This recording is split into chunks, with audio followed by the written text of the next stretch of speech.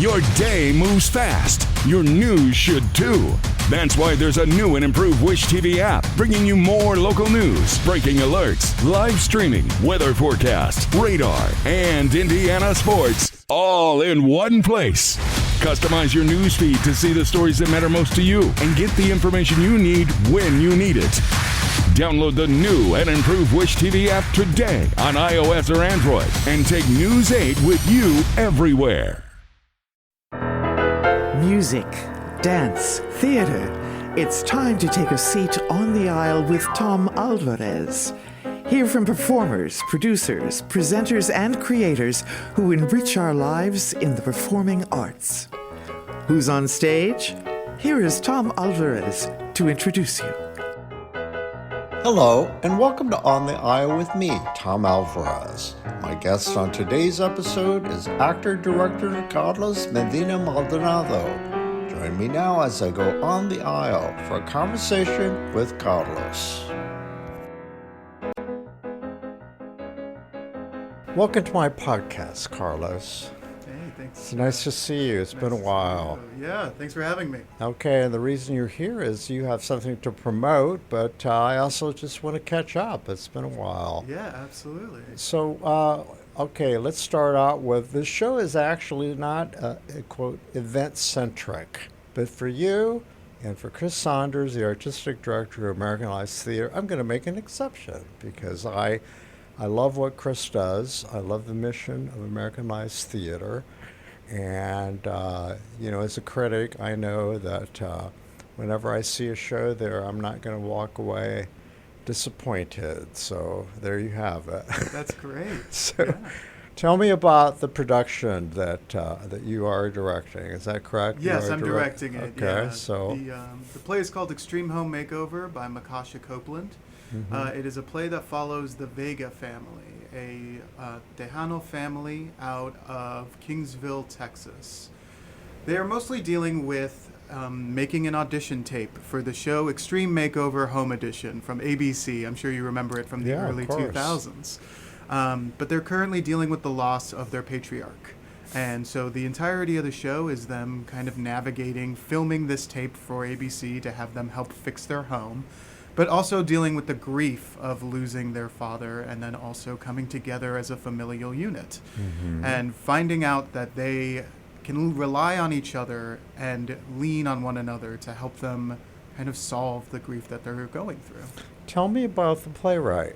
Yeah, Makasha Copeland is out of Chicago, Illinois. I actually ran into their play through the New Latinx Play Festival out of San Diego Repertory Theater in 2020. I was a grad student in Lubbock, Texas at Texas Tech University, and I was afforded the opportunity to attend virtually and get to see some of these shows.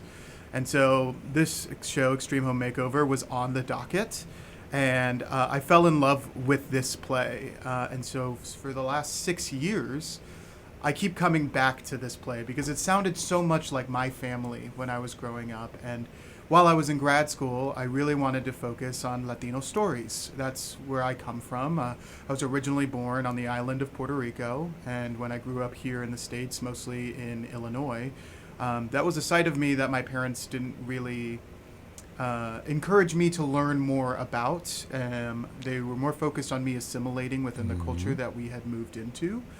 And so it wasn't until I actually got to work with someone like Bryan Fonseca over at the Old Phoenix, and he gave me the opportunity to start playing Latino roles as an actor, where I started noticing, hey, this feels different. Why is this hitting me different than any other production I had ever done? And so I started chasing that feeling and looking around Indianapolis, especially after coming back from graduate school. And I wanted to see more shows that showed Latino families not just experiencing racism, which is not to say that plays like that aren't important, but I wanted to see Latino joy on stage represented and allow people who maybe like me, who have never really experienced seeing Latino families on stage, and get a chance to see a play that's written with their own cultural upbringing kind of playing along underneath it. And so that's how Makasha kind of came into the picture, with me seeing that show back in 2020 and hearing those words consistently. And I got the chance to sit down with Chris a couple of years ago and kind of tell him the work that I wanted to do with Latino theater here in this community. And we stumbled on me pitching this show, Extreme Home Makeover. Mm-hmm. That's a little bit about how we got there. Okay, so is the playwright Latino? Yes. Okay.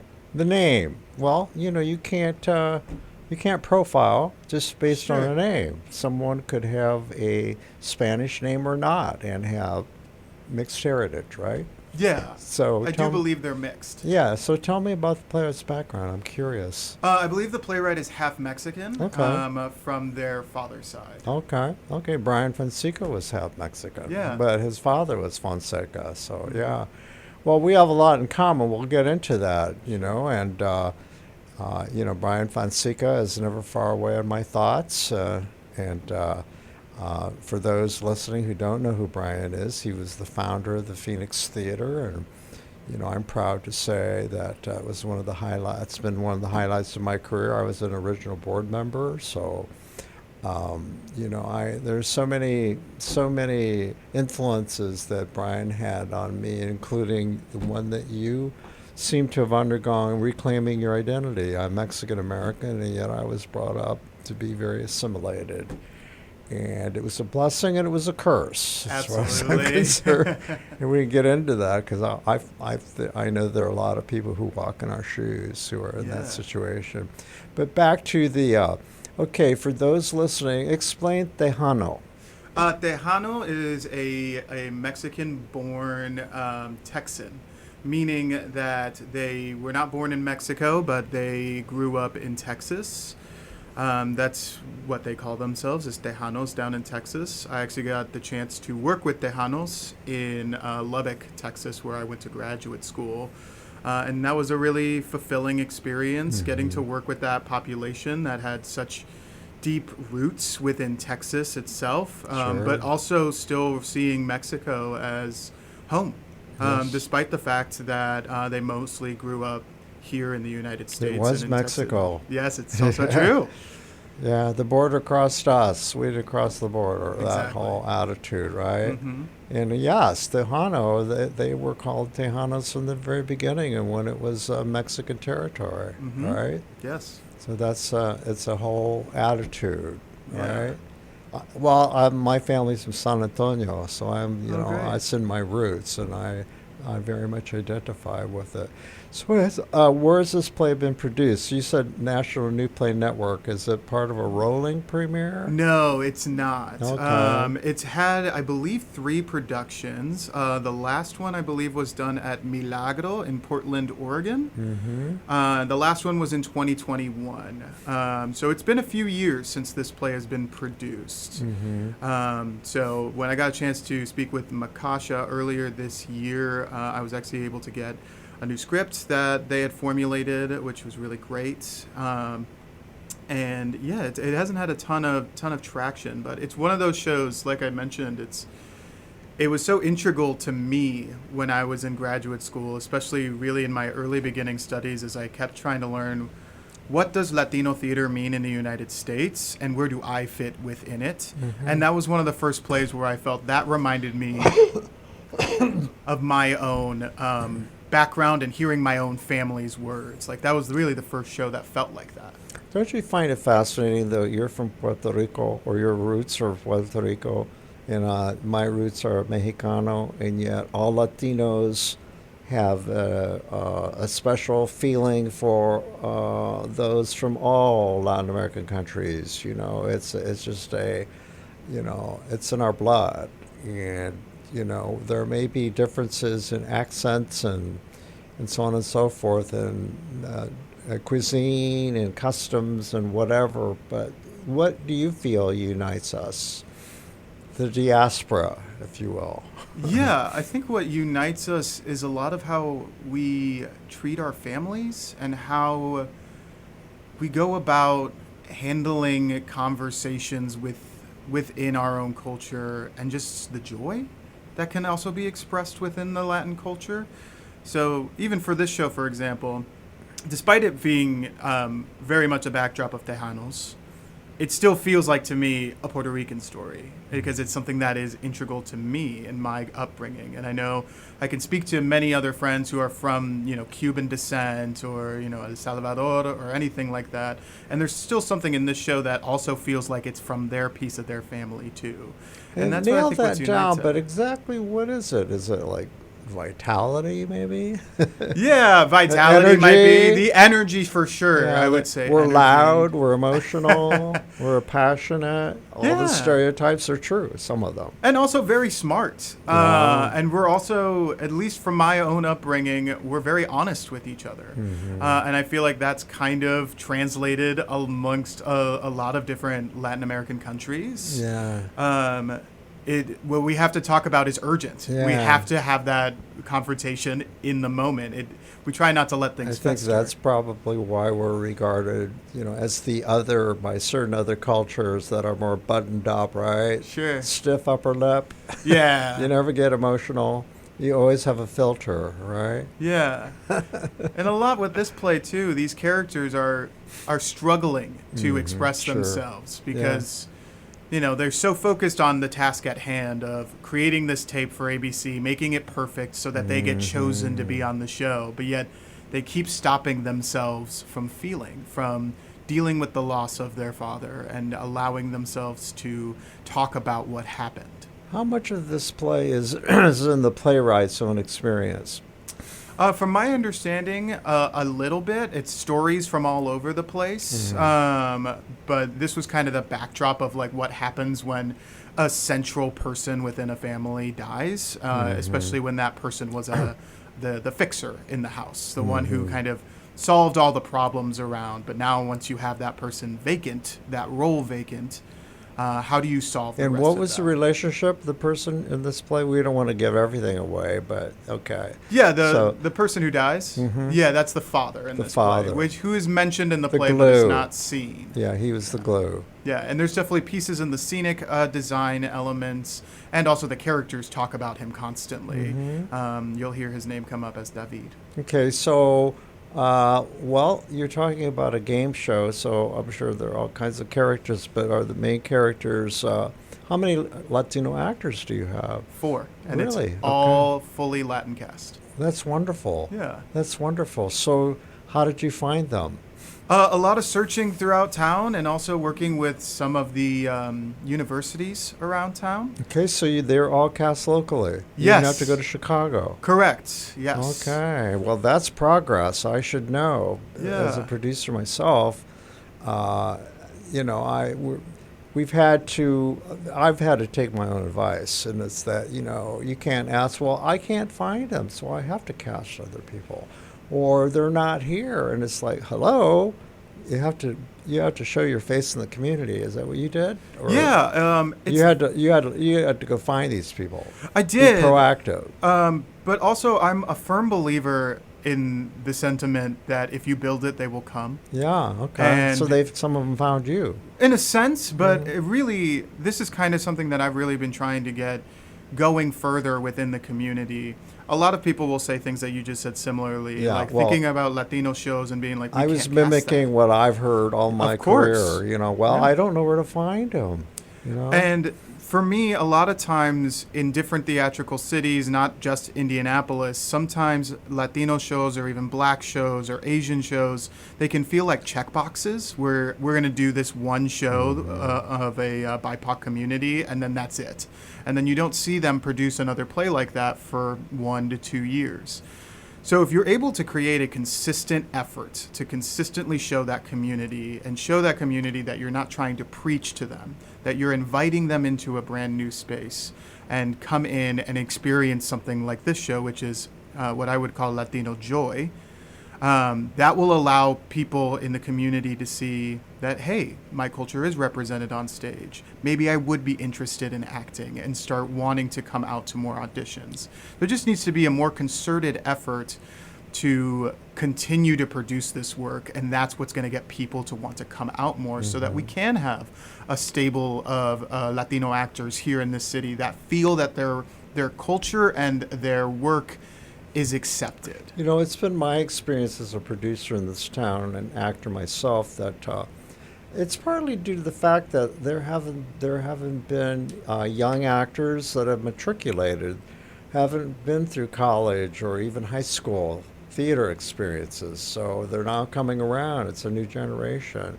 So there are actually people who graduated from theater programs. Would you say that's correct? Or have been trained. Yeah, right? absolutely. But also think back to your own high school experience. I'm sure you went on field trips where you went to go see shows at, name of Actually random not. theater. Oh, really? Oh, no. At least for me. No, I went to Catholic schools in Fort Wayne, and I was assimilated. I was the only Latino kid for miles and miles and miles and miles. I was raised around Gotcha. white people, if you will. No, and, I understand. but I didn't discover theater till I got to college. That's where I Okay. found my peeps. There you go. But that opened up a whole world, and I was the only Latino. And at that time, though, so that was my experience, though. Gotcha. Unfortunately, No, I you're wish fine. I had discovered the theater in my high school, but the Catholic school had plays, but they didn't have performing arts. Sure. Yeah. As somebody who also went to a Catholic school in Illinois, Yeah.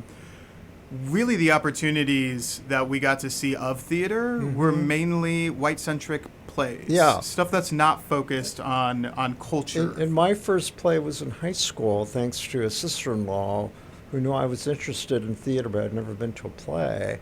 She took me to see a civic theater production. I can't remember what the play was, some kind of a comedy, and it just, opened up this world for me. And Yeah. anyway, so... But imagine if you were that child getting the chance that Exactly. if there was something more consistent here in this Exactly. city that students could look to and be like, well, the experience I have at home is on stage in this city. Exactly.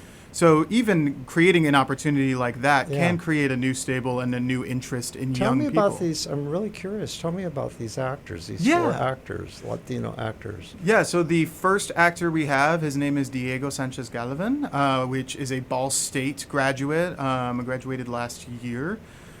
He's from Rockford, Illinois, but he's also been here in, obviously, I Muncie. recognize that name. Yeah, he was in American Lives Theater's production of Sanctuary City that I was also in. He I played saw the boy. that. Yeah, Yeah, okay. He was in that one. Then we have Sofia Salgado, who is a Cuban-born American from Miami. She just finished her MFA at Indiana University. And then we have Laila Matuk, who comes to us from Mexico City, but she is an MFA student at Purdue University. And then we have Caroline Lee Sanchez, who is a local actor here in town, and she lives up in Carmel. That's fabulous. Yeah. That's wonderful. And so let's talk about reclaiming your identity. What does that mean to you? Well, Are you feeling whole these days? I'm getting there. I think maybe that's the best way of describing it. Do you ever feel like I did at one time? I understand now my parents did the best they could. And they thought they were doing the right thing by protecting us, and it was a survival thing. They were afraid Yeah. that if we had an accent, we would be discriminated against, and, Sure. and so on and so forth. Yeah, I don't blame my parents whatsoever. They did the best they could Did you to learn Spanish? I didn't ask you. Yeah, Did you speak so Spanish? I struggle with speaking it, but I understand it really well. And a large You're a reason. no sabo kid. Kind of, yeah.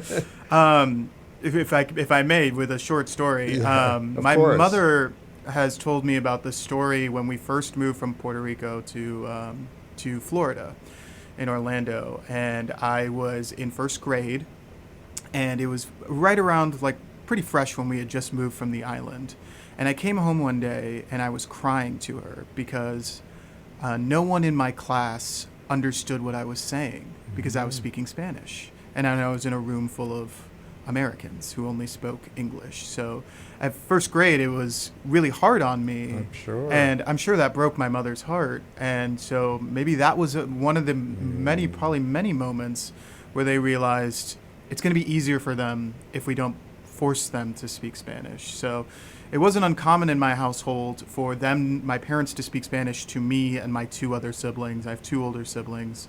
To us responding in English. That's exactly and my them experience. responding in Spanish. Exactly. Yeah. Yeah, I have a huge vocabulary. I just can't put them together grammatically. Yeah, that's kind of where I'm at. Yeah. Yeah, you can string things along in Spanglish, right? Yeah, and sometimes I'll like get caught and I'll be able to say a few words and a few sentences, string them together, and then there's that one word that I can't seem to find. But are you trying to be proactive in learning Spanish? Yes. Are you practicing with your cast, and are they all bilingual? Not all of them are bilingual, and a okay. lot of that is on purpose. Okay.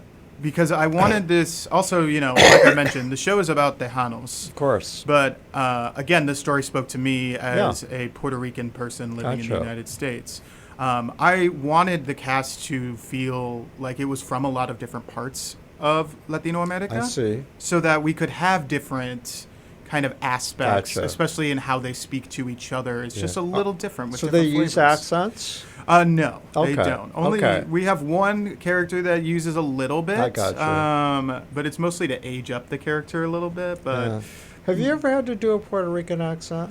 I've not been given the opportunity to do that on stage. I did a Puerto Rican one time. I was in a play by Jose Rivera. Oh, yeah. I know the play, right?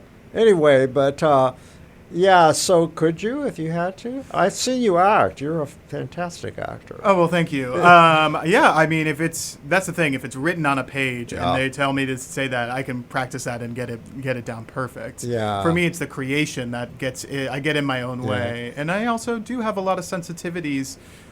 Growing up, we would go to visit cousins and things like that, aunts and uncles. Yeah. And when I would start to speak Spanish, it would get met with a laugh, or it would get met with "Tú eres americano, no puertorriqueño," right? Which in English translates to "You're American, you're not Puerto Rican." Yeah. And so I had a lot of my life where I was, being put down for attempting, and so there's still some of that. And that's what sucks about being in the middle of two cultures. In my case, I'm not, I'm not a Mexican to the Mexicans, and I'm not to the Americans. It's probably not true, because as you know, you can pass. Yes. One could pass, and I did a little passing. Although in the summertime, if you want to profile me, I love being a person of color, but generally I'm white-skinned, the rest of the year light-skinned. Sure. So, but in any case, I just bring that up is because the diaspora is so huge, and we come in all colors. So you really can't, can't profile us. Yeah, and even our cast is of all different colors in that spectrum too, which is really great. And that's really important to me, that we have an opportunity to showcase a lot of different actors, whether they are Mexican or not, in roles that could fit them and feel like their cultural upbringing. Among your cast, is there a camaraderie from these Latino actors, especially, working with each other? Do you feel that? And how is that expressed? In joking and the way we laugh with each other, our ad-libs are in Spanish. Which is really fun. And so that's probably where it comes out the most, is that I really encourage the ones who are Spanish speakers that they can do Spanish ad-libs and let that be more a part of the play. Because the play, I would say, is about 80% in English, but there's about 20% of it that is written in Spanish. Oh, okay. So there's a bit of it, and so I wanted to find more chances to let these actors express themselves fully.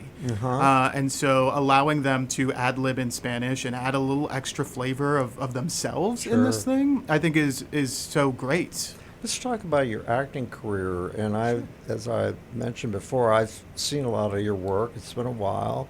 But I saw you on the stage at IRT, Phoenix Theater. Those are primarily the two houses that you've worked in, right? Yeah, and with Indianapolis Shakespeare Company. Yeah, I'm a company member with them. Yeah, I'm my bad. I have seen very little of Shakespeare, okay. and I need to get out into that fabulous park. It is really beautiful out there. Are King you Lear's working coming there up. this summer? Are you doing anything? No, unfortunately not, because this Extreme Home Makeover runs the exact same time with King Lear that they're doing out there. So I will be out there to volunteer during the performances when I will be away from Extreme Home Makeover for a night. Okay, are you living here now? Are you based Yes. in Indy? Yeah, I've been in and out of Indy since about 2016. I thought so. Yeah, I left for 3 years to go to get my master's degree at Texas Tech University from 19 to 22. So Okay. most of the pandemic. So you were near Los Tejanos. Yeah, which was really great. Where is that university?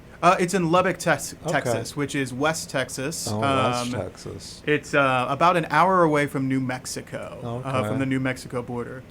The fun thing we liked to do was go to Roswell, Texas, to visit the aliens and all of the fun kitschy shops that were over there. Is that anywhere near Santa Fe? You said New Mexico, or is that like? I think Santa Fe's a little bit further in. Yeah. I think it was maybe a 6-hour drive to. Yeah, Santa it's Fe. a big state. Yeah, it's a little bit further, it's more central. Okay. New Mexico. Okay, so how was that experience overall? It was very interesting. When I was deciding on where I wanted to go for graduate school, I knew I wanted to go to a Hispanic serving institution.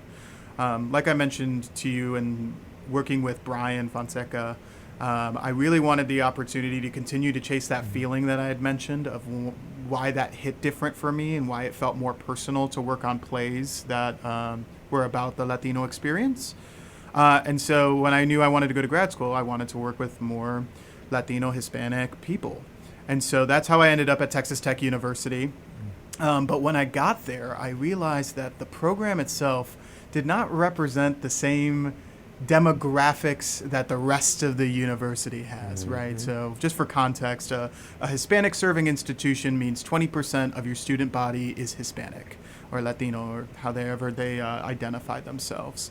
But the theater department within Texas Tech, we had 3. Me and 2 other people. That's what I walked into. And so at first I thought, wow, this is going to be a much bigger challenge than I thought it was going to be, because I wanted to direct and act in Latino plays. But it's kind of similar to the conversation we had earlier of I wasn't sure if we had the people or if I was going to be able to cast it. But like with many universities and with minorities that live around those universities, there's a lot of trepidation in terms of how the local Lubbock Latino community viewed Texas Tech University. And it was mostly town and gown, that whole sort of yeah. town and gown attitude. Yeah, absolutely. Yeah, absolutely. And getting driven out of their spaces so that the university can continue to expand. Classism. Yes, 1,000%. And so at the end of my first semester, I was talking with my directing professor, whose name is Jesse Zhao, and I was telling him that I wasn't sure about the program in terms of being able to kind of fulfill the goals I wanted to fulfill. And he told me, yes, that's true. You could transfer to another university that has these paths more readily available, or you could stay here and try to build it. And as somebody who is very much a person who loves a challenge, he said the right thing to me at that moment. And so I started working with the Latino community in Lubbock and getting a chance to talk with people, figure out what kind of plays they wanted to see, kind of bridge the gap from what Texas Tech had been for them, and how I, in that moment, could be a conduit to seeing Latino stories on our stage. And so that was a lot of work, and doing readings and sharing things around and working with other grad students to kind of do readings of these plays and get a chance to work with the Spanish department over at Texas Tech to bring some students over to see some bilingual plays. And it eventually all culminated in my thesis show, which was called Guapa by Caridad Svich, which I actually dedicated to Bryan Fonseca in that time.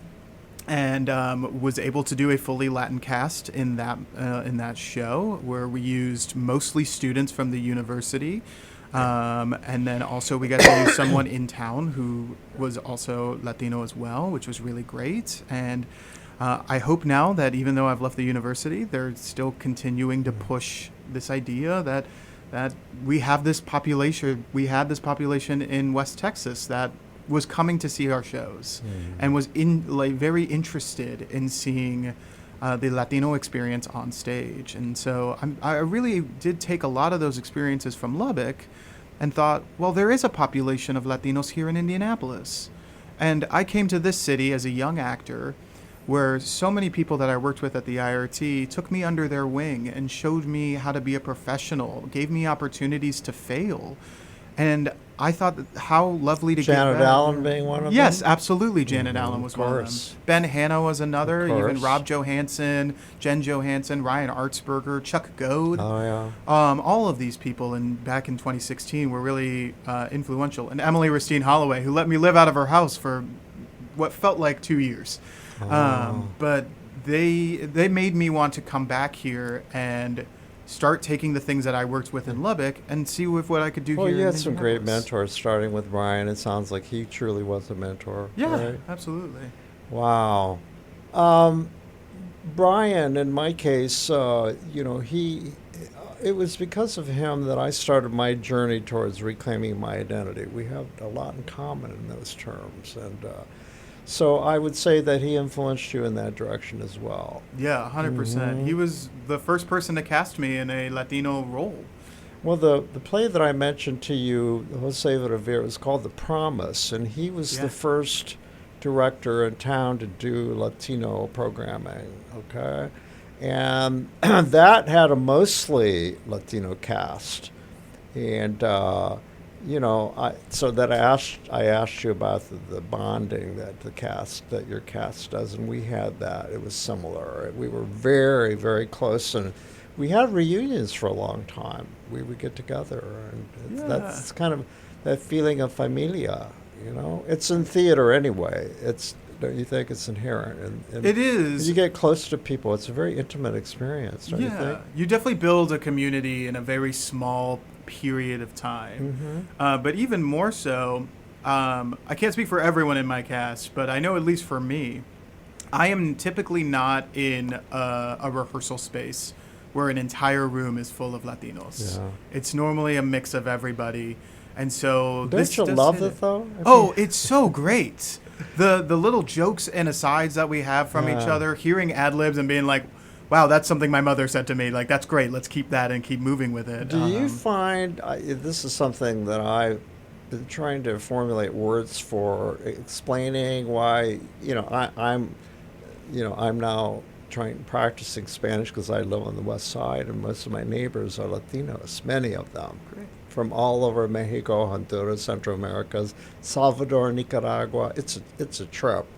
And, Bryan Fonseca, I'm there because Bryan lived next door, and he recruited me to the neighborhood. So I owe him so much. Yeah. And, he moved to Hallville. Yes. When he started the Fonseca Theater. Yeah. And because he wanted to serve the community and live there. Yeah. One of the things that I always loved about Bryan is that he was always consistent in that he always tried to produce at least one Latino show a year. And that was kind of like the example of like, if you keep doing it, more people will come. And, he single-handedly educated a couple generations of people with that work that he would bring to the theater. Yeah. Stuff that had been in New York a couple years ago, and it blew my mind how he's managed to get those rights to all those incredible works, right? Yeah, and now I feel very lucky. In March of this year, I had the opportunity to direct at the Fonseca Theater Company. Yeah, I heard.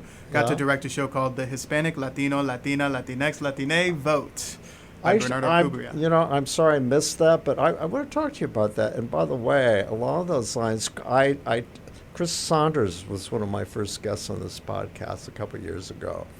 And, I think that there are several around town, including him, who I say are Bryan Fonseca's descendants, and Chris would be one of them.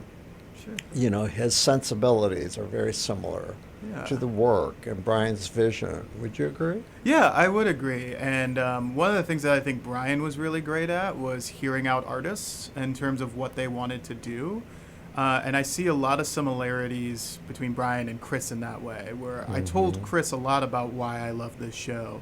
I'll tell you right now, this is very different from a lot of different ALT programming in the past. Why? The reason why is Chris and I had started to have conversations about how we would bring more Latinos to ALT productions, because I had the chance of working on Sanctuary City, which is a Latino play.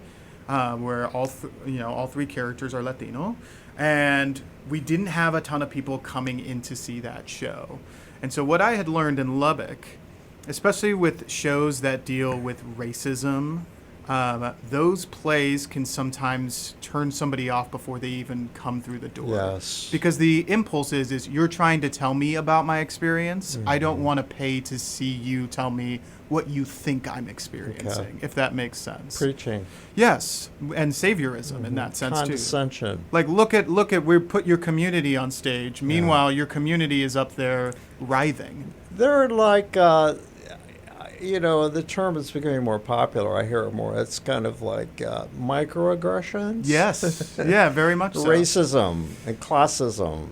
Yeah. A certain way that people present things that are kind of like belittling. Yeah. Keeping you in your place.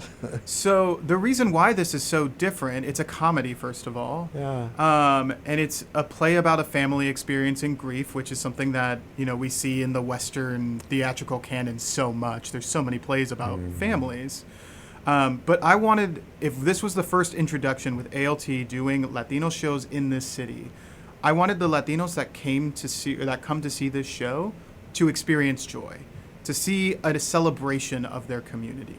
That's not to say that any of the other plays that deal with racism or deal with heavier issues are not valid to do, but I believe in building trust. And if you want to be able to do those types of shows, you have to earn the right to do them. So you've come back to Indy intentionally because you see there's a gold mine, right? Yes. And one of the reasons I moved to the West Side is because I knew that it's mind-boggling to me. Mind-boggling to me. I've been here for 50 years, okay? And when I moved here, there were 10 of us, and we all knew each other, including Bryan. And now it just blows my mind to hear Spanish spoken in the streets and to see these businesses all over town, every side of town, right? Yeah. Taquerias and restaurants and supermercados and ¿cómo se dice? The carnicillas? Carniceria. Carniceria, yeah. Here we are, trying our best. These old-fashioned, people want what they had in Mexico, the butcher shops where you get your meat cut and sure, but even you can go to the international marketplace and you can find Cuban restaurants, Peruvian. Oh yeah, and I just saw a food truck on the West Side. A little bit ago, I was driving out of the West Side, and there was a Dominican food truck. That's amazing. It blew my mind. It's I should have gotten a picture of it. I wanted to show you, but anyway, so yeah, we're everywhere. Yeah, and it's why I love it. It's because it has really. It has enhanced the fabric of our community. If we call ourselves a world-class city, we have more color now. It used to be, as a critic, when I go out to the concert halls and the music halls for years and years, it's black and white, black and white, black and white, very segregated. But now I'm beginning to see that rainbow effect, and it's quite wonderful. Yeah, and I see it too here, and that's why I feel like there's an untapped moment to be able to say, hey, we have a beautiful theater scene in our community, but like I kind of mentioned earlier, it feels like sometimes when we have stories about minorities, it can sometimes feel like a checkbox where we're doing this show and then we'll do it again in a couple years. If we're able to consistently do more work, so like for me, being able to produce more Latino theater throughout the city, the people are already here. There's actors among us that just don't know it yet and haven't had the opportunity to see themselves on stage to know that that's even a possibility. Exactly. So someone like you who can initiate some education and training. Yeah. Yeah? No, that's absolutely true. I mean, again, there's a lot of what I did in grad school. Do you see yourself doing any of that, like teaching acting classes or doing anything like that? Yeah. That was actually a part of my program at Texas Tech. My degree is in performance and pedagogy, so fancy way of saying I was doing directing and acting and then also teaching. Anytime I get a chance, because I have a platform, I encourage artistic directors. Have you thought about an educational program? While you're teaching the summer camp workshops, have you ever thought about doing some outreach to Latinos? Yeah, and I will actually say Fonseca does a lot of that All too of those already. kids walking around this town, and I meet them. And of course the problem is many are public schools and they've cut funding. Sure. You know, but there is a gold mine. I see lots of those young people out there thinking, who are our actors for the future? Someone needs to find them, nurture them, and discover them, right? Yeah, and a lot of that also comes with access, of being able to see shows, in terms of sometimes theater can be expensive. Yeah. So being able to provide support in that sense of allowing people to come in and do maybe Is paying what Chris you can. doing anything with Americanized Theater in terms of that kind of outreach? I'm not sure on that Yeah, sense, I'm no. just wondering if, tickets, is there a student price for the show? I'm not sure, unfortunately. Yeah, I'm just curious. Yeah. Well, he'll hear this. So. Yeah, you'll hear it and But probably being have an it's idea about for it, yeah. Sure. Yeah, so what does it mean to you, have this opportunity? You pretty much expressed it, but I mean, it sounds like it's very personal. Yeah, it's a blessing, truly. The fact that Chris has given me the access to just let me run with this work. Again, this is a play I've sat with for 6 years and knew I've wanted to work on. And the fact that he never really blinked and was always, never had that conversation of like, ooh, yeah, you're not going to be able to cast that. It was like, all right, we'll figure it out. We'll get these people and make sure that this is culturally That's why representative. I asked you, are they all from here? Because oftentimes people had to go to Chicago to find Latinos. Yeah, and we really were trying to avoid that. But luckily, because we knew we had the rights to the show, maybe like 2 years in advance. That young actor, I now realize who you were talking about, Galvan. Yeah. And saying, I remember now the show. It was a 3-character show. Yeah. And I can't remember everything, but I remember he and his girlfriend. Yeah, it was the friend that he grew up with. Her name, the characters are named B and G. And Her name is character? Senny. What was your character? My character was named Henry. I was his boyfriend in the back half of the play. Oh my gosh. I remember, what is that brilliant lighting designer at Phoenix? The lighting he did for that show. There are all of these scenes that were, they were just incredible. It was like the lighting design was just amazing. Do you know what I'm talking about? I do, but unfortunately I don't remember who the lighting designer was on that show, unfortunately. Yeah, anyway, shout out to him. Sure. He's on the staff at Phoenix Theater. He's so talented. Yeah, and he was on the show too with Anthony James Sirk. Yeah. Gosh, we have some brilliant young designers in this town, don't we? Well, also speaking of designers, we do have Latino designers as well. It's not a fully Latino design team, but we tried to also find Latino designers to work with that as well. So we have, I believe, I'm sorry, Tatiana, I can't remember your last name. Tatiana, I believe Rodriguez. I apologize if that's the wrong one. But she is a MFA lighting design student at Purdue University. Really? She's doing the lighting design. Carlos Teeters, who works over at the Phoenix as a builder, is our scenic designer. And then we also have Maria Fruit, our costume designer. She works over at the Indie Drag Theater a lot, and so this is her first experience working with us. I love hearing this. So we have quite a few of our team is made up of Latinos. I know this is a trend around the country. More and more opportunities are being presented in schools for people of color, designers. It's not just people on stage, it's people behind the scenes. Not everyone wants to be on stage, Yeah, we set out with a goal to see if we could do an entirely Latin production team and acting team. We fell a little short there, but that's okay. We got about 80% of it is all I predict Latino. that someday you're going to have a Latino theater here in town. We'll see about that. There's a lot of really great theaters in town, and I would love to continue to work with these theaters in town to continue to produce work for them, for our community. I've been involved with a lot of startups, and I know anything's possible in this town if you surround yourself with the right people. Yeah, no, absolutely. Don't we'll you see. agree? Yeah, I agree. We'll see. Let's talk about, you mentioned before, just for my audience, I like this I'm kind of an educator at heart. I used to make a lot of documentaries, so I have a real strong interest in, but in any case, my interest in educating my audiences about topics that you just discussed. what's up with all of these anagrams regarding and names for a community? You mentioned Hispanic, you mentioned Latino, Yeah. you mentioned Latinx, you mentioned all of these. I mean, white people's heads spin. Okay, what should I call you? I mean, I don't want to offend you. What is politically correct? Blah, blah, blah, blah. So let's go over that. Let's give them a little Sure. lesson. If I could give my best advice to anyone on this podcast, the best rule of thumb is to just ask the person what their Exactly. pronouns are and how they identify themselves. Exactly. Yeah. Because let me tell you, I have always used Latino. That's how I describe myself. As do I. Puerto And what does Riqueño. that mean? Latino, what does it designate? Latino means that it's coming from a Latin country, so you could have blood with Taino, which is like native, like for Puerto Rico, there's Taino.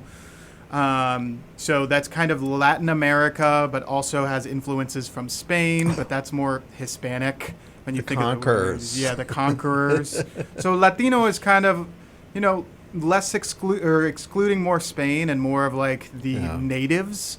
From the countries of Latin America, which, again, like I just mentioned, Hispanic there. Latinx is something that is relatively new and seems that it comes more from an English-speaking base because we do have, in Spanish, we have the O and A endings, right? Mm-hmm. And so we have people who are gender fluid and don't feel that O or A expresses who they are, which is valid.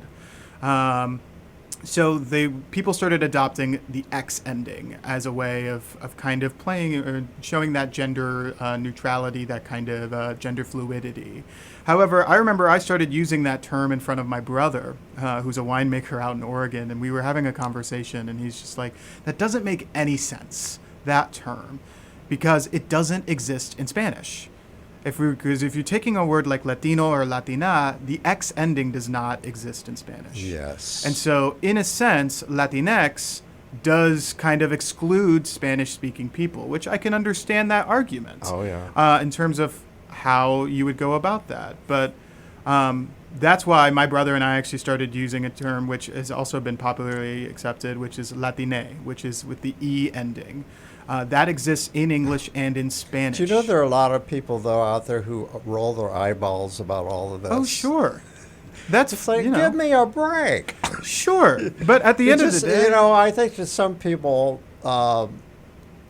it's just, it's another example of sort of trendiness, and that it speaks to just this sort of whatever. 'Cause, I get questions oftentimes about, okay, I don't want to offend anybody. What's the right way to, what do you call yourself, as you said? Sure. I think it's being honest and being able to ask the question. But I guess there are not being cynical afraid. people out there. Sure, but Yeah. at the same time, it's just as easy if I came in here and kept calling you Todd. That would probably offend you a little bit. It's close, yeah. right? Good point. What about the term Hispanic? Yeah, Hispanic mainly means that it's coming from Spain, so people with Spanish blood would be considered Hispanic, but also kind of mixed with, native blood as well in that sense. That's how I've always viewed Hispanic. Well, my understanding, though, is that in reality, Hispanic is a U.S. government term. Sure. It was created to pigeonhole us for census purposes, and that's why it's really offensive to a lot of people. Yeah, that makes sense. Yeah, so... Thank you for teaching me that. Yeah, well, again, because there was a lot of controversy about that early on here in Indianapolis, Hispanic, Latino.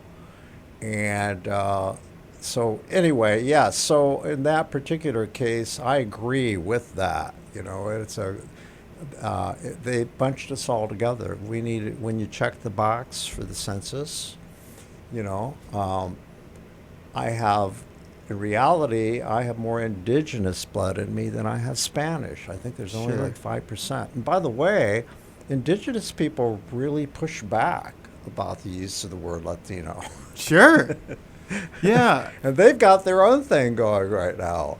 Yeah. And when you think about the indigenous people of the whole hemisphere, Yeah, it's, identifiers are so personal, Yeah. and it's hard. Like, we talk about Latino America. Just because how I may look at Puerto Ricans doesn't mean that Puerto Ricans are the same as Mexicans, and the same thing for multiple other, countries within Latino. I mean, there's even issues with the word Latinidad, which I just tried to use there, because really, that's why it is so personal when we use these terms. And so for me, I'm always going to ask the question first, what is your identifier? And I'm not going to be afraid to You're ask evolved. Sure. Well, we can all evolve, Tom? I've had to evolve myself. I've had to learn a lot, and it's rough enough being between two cultures, but in your own culture, there's controversy about what you would or should not be called, blah, blah, blah. So anyway, you never really, and if you think it's hard for us, think what it's like for the average person out there. Sure. During these times, we're polarized anyway, We are so accustomed of doing the right thing, which is great. People mean well. But at the same time, I wish people would spend more time allowing themselves to say, yeah, I was wrong, and I'm going to try better. Yeah. And it may not be perfect the next time you do it, but as long as you're authentically yourself and you're trying your best to understand other people, because really that's what it is. It's just, I'm just trying to connect with, in this example, I'm just trying to connect with you as we do this podcast, right? Yeah. And so if I'm going to start off by saying, it's Latino or Latina, and then somebody goes, well, I'm Latinx, I'm not going to be like, no, I'm not going to go there, right? Yeah. Because if I want to connect with you, no matter what pronouns you use, I want to make sure that you feel seen in our conversation and feel that we can connect on a deeper level. Mm-hmm. So I'm going to use whatever you gave me. And that's the way to go. It's respect. Respecting somebody. Have you ever been to Puerto Rico? Yes, I have. Yeah. Tell me about that. Well, the last time I went was in 2023 for my uncle's wedding. And that was a really fun and experiential time to be back, because I hadn't been back to the island since maybe 2 decades prior. I was very young when maybe 10 or 12 was probably the last time. Wasn't it? Yeah, seeing old family, getting to taste food and kind of experience. So it was like, they're Americans, of course, and we're finally learning that now. Yeah. The masses are learning that. Puerto Rico is, you're an American. Yeah, you're 100%. not a foreigner. But I wonder, when I went back to San Antonio, where my family's all from, it was like going to the old country. It's what it felt like. Sure. And then when I went to Mexico, I had an Alex Haley moment. Did you feel any of that? Roots. Sure. No, I got you. Yes and no. One of the things that was probably the most interesting to me was just being around my family, being with extended family and hearing them speak to each other. Like, that's something I didn't experience a lot. And so I'd always heard about it. And so being in that environment was more reaffirming that I am a part of this. Do you find listening to the Spanish, the rhythms of Spanish, the sounds of Spanish, that like make you feel warm? And do you feel comfort from it? I would say a little bit. I would say more music in that sense makes me feel warm. Like listening to artists like Bad Bunny and Karol G. Those are two of my favorite Latino artists. Well, I meant like the spoken Spanish. There is a sure. It's very poetic. It's much different than the hard sounds of English and Germanic languages is what I mean. It's a romance. Yeah, it very much so. It does have like a much Italian different and flow. French and all of them. Yeah, I would say it gives me warmth. Might not be the word I use, but it more feels like that pacing is in my blood. I don't remember what there is Spanish for it, but the whole idea, it's in our cells, our very cells. Yeah. Our heritage. Do you believe that's true? Oh, 100%. Just because I mostly grew up in the United States doesn't mean I'm not a Puerto Rican. I still am. Whether that means that somebody who lives on the island views me a little bit differently, that's okay. Who are your Puerto Rican heroes? Oh, man. Influences? A lot of it is my family. A lot of the people I grew up around. Like, I have a cousin named Alex who is just always authentically himself. And he never did any theater or anything like that, but I loved how authentically he lived. In terms of like, how about people? show business? Lin-Manuel has definitely been somebody that is probably my biggest influence, just because I was afforded the opportunity to go with my parents one time to New York to see some Broadway shows, and the show we saw at that time was In the Heights. Oh yes. And I remember that being a very influential piece of theater for me. Both. And so I actually remember when a few years later, probably a couple years ago, when they came out with the movie.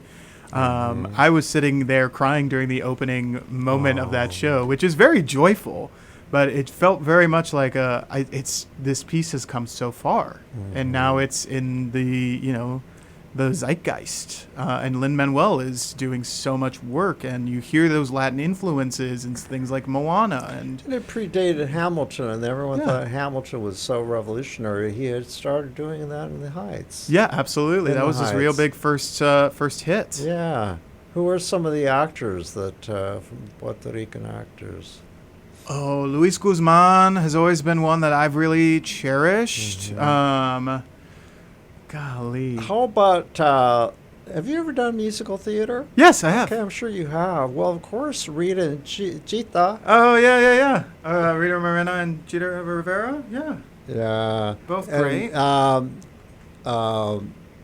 Rita's still going strong. Yeah, absolutely. She's still out there working, right? Yeah.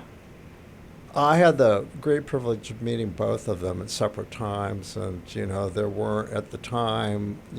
We didn't have people like Selma Hayek and other people who have broken through in Hollywood. Sure. But those two have really meant a lot. In my understanding, to the Puerto Rican community. Would you agree? Yeah, I would those absolutely two? agree. Yeah, very much so.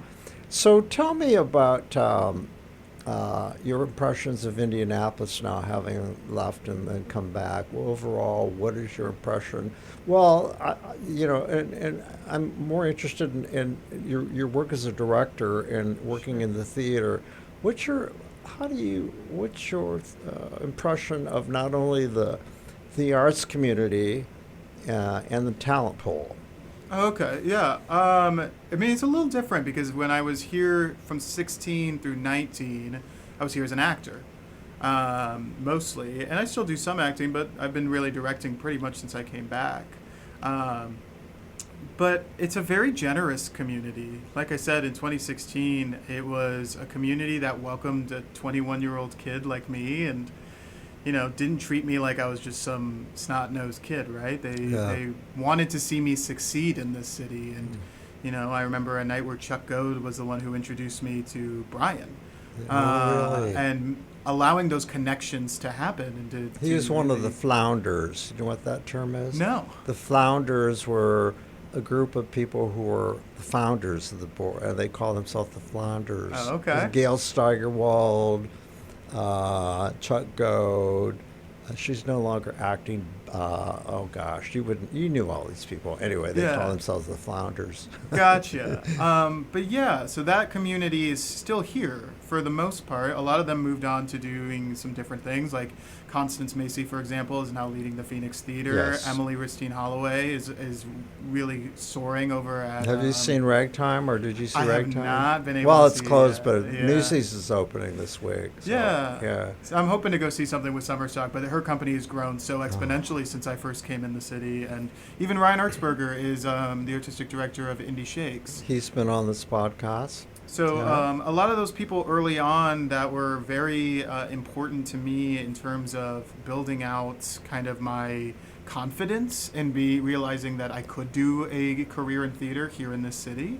Mm-hmm. They're all in positions where they're going to continue doing that work, which is really great. Overall, right now, what I'm seeing in our talent pool is I'm seeing a lot of ingenuity, especially with our fringe shows, and I'm seeing more Indianapolis-based playwrights getting put on, which is really exciting, and getting more development here in the city, especially with companies like the New Harmony Project, having a home both in New Harmony, but then also having one at the Phoenix as well. And then we also have specific groups that are kind of popping up in different theater groups like that. That are really exciting. I feel like there's just a lot more opportunity than there really ever has been. Did I imagine this, or did you ever try to make a start in Chicago, or did I? No, I did my undergraduate in Illinois, and I have a lot of friends out there in Chicago. Okay. But, what about San Diego? Is that in your background? No San Diego. Or California? Would love to go out there. No. Okay. Yeah, I have not been able to really make it out there. There's a lot of theaters I want to go out Oh, there yeah. and see. So, do you think you have a leg up? I know the answer, but I want to ask you.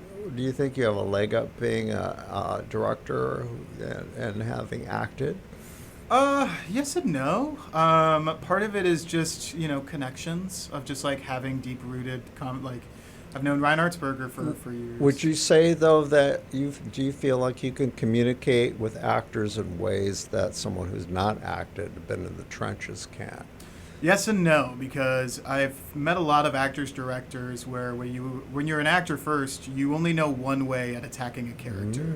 So sometimes that director will struggle to try to communicate in a different way, because sometimes what may work for you might not work for a different actor, right? So I always like looking at directors as being able to be highly effective communicators in that they're able to find different avenues of saying the same thing, but allowing that to be translated in a few different ways so that the actor can choose their avenue that they may have trained in, what their life experience is, so that they can have the So experience. you're a that true coming from collaborator. them. Really, I mean, yeah, I try to be. You really let people engage in their creative process and bring to the table. Yeah, I not truly, a my way or the highway kind of guy. 100%. I truly believe that any theatrical moment, any production, is a community-based atmosphere. And so what I mean by that is that every single night when we have audiences come into our spaces, our actors are also a part of that community. So that means that those actors are also worthy of sharing in that community, not just showcasing the character they're playing, right? There's still a part of you that's there, and that's also showcasing the story within the community. So I always like telling actors that your life experiences are worthy of being with this as well. You are also valid on this stage. So I try to make a cohesive image out of creatives that are coming at it from all different angles so that it all kind of fits together. Thinking of it almost like shifting puzzle pieces that we just try to make sure we kind of gel and form until we have the full picture. So as much as I can make them feel confident in what they're doing and making sure that they feel like they're expressing their own artistry is paramount to me. Because I could tell an actor to stand here, do this, do that thing, but if it doesn't feel natural to that actor, you as the audience will be like, well, that didn't feel very natural, now did it? It's because they're doing something a director told them to do to make it make sense for how the director perceives it. But for me, I'd rather work with that actor and say, well, you do it your way. Show me how you do that. And then I connect what I'm thinking with what they're thinking. And then it becomes a much more natural process that allows you as an audience member to look at it and go, that feels very in tune with who they are as a human being. That these characters are not just an outward mask that they're wearing, but also a part of them in that sense as well. Hopefully that made sense. Yeah, it does. And okay, well, I guess we've come to the end, but could you, one of my favorite questions, if there are any young people out there listening to this, what would you be share some advice about if they had any thoughts about pursuing theater in any form, what would you say to them? Oof, there's so many things you could say. Read would probably be the biggest one. Read as many plays as possible from as many different backgrounds as you can, not just American playwrights. Find translations of European playwrights, of African playwrights. Theater is a massive, massive world that is approached in many different ways. And so read anything and everything, and if it feels weird to you, explore that further, because that just means you're coming out of your own rigid view on what theater can be. How Theater about is seeing? Also Yeah. true, as well. That was the other one I was thinking. I was like, well, if I had to give one, I would say read, but also see as much as you can, as much as you can financially give to Yeah, go I and was see going as to many make that shows. point. It's not always affordable. Yeah, and then if not, produce your own work. How about I mean, people act in films too. Yeah, right? absolutely. And there's a lot of great streaming television out there Yeah. too these days. A lot of great acting. Would you agree? Absolutely. And you can watch so many things from so many different countries in terms of different films in that sense. Don't just stick to the stuff that's here in the United Okay, States. so let's talk about the play and tell people where they can get tickets and how long does it run and so on and so forth. Yeah, so Extreme Home Makeover runs at the Phoenix Cultural Center in the Basile Theater. That's the Black Box Theater. We run from July 17th through August 2nd. That's Thursday through Sunday with showtimes. You can find those on the website at AmericanLivesTheater.org, or you can go to the Phoenix Theater Cultural Center website, which will also lead to tickets there as well. Great. Any family coming in to see your show? Yeah, my sister is going to be coming with my brother-in-law, and then also my mother is going to be making. Don't you love that? Yeah, I'm actually really excited because the mother in this play reminds me a lot of my own mother. So Well, I am very curious to know how she's going to feel about well, it. hopefully you'll share this podcast with everybody. Oh, that's the plan. Oh, good. Well, what a delight to catch up with you. And as I said, it's no secret. I don't keep distance, professional distance. Most of the people I cover are people that I know and who are friends, and I support. I'm an advocate first. And so I am thrilled to support you as a director. Can't wait to see your work. Thank I think you so this will be the much. first time I've seen any of your directing work. Well, I'm very excited for you to see it. And I just want to also say thank you for the opportunity to chat with you today and to get an opportunity to speak with your audience too. Well, thank you. And hopefully you'll see me on the aisle on opening night. When is opening night again? July 17th, so Okay. next Friday. Okay. And you know, the show will be archived, so people will be able to access it whenever. But we got to hear your story. Yeah, And so this is what we call an evergreen interview. absolutely. Thank you again. Thank you.